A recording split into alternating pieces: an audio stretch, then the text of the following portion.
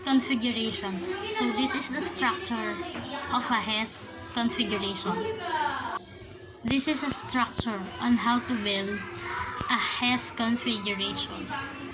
But before that, let me introduce to you the brief history of this configuration.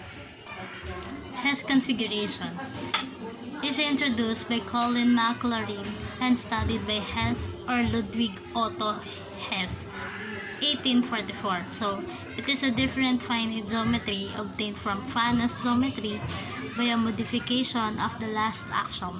It has the first four axiom of Fanus geometry along with the substitute axiom for axiom 5. So, you need to follow the axioms and theorems. So, these are the sum of axioms and theorem. First axiom.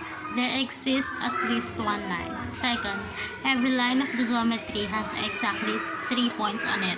So this is the Hesse configuration structure.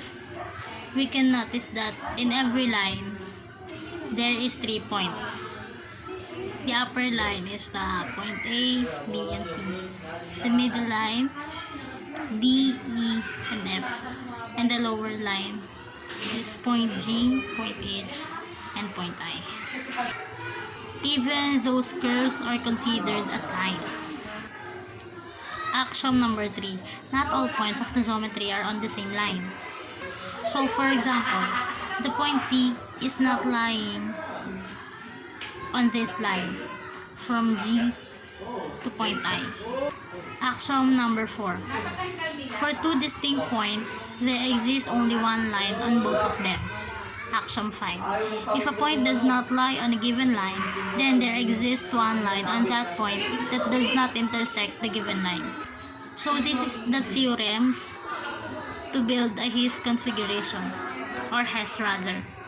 Theorem 1. For every point, there is a line not on that point.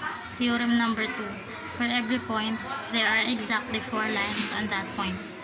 3. Each line is parallel to exactly 2 lines.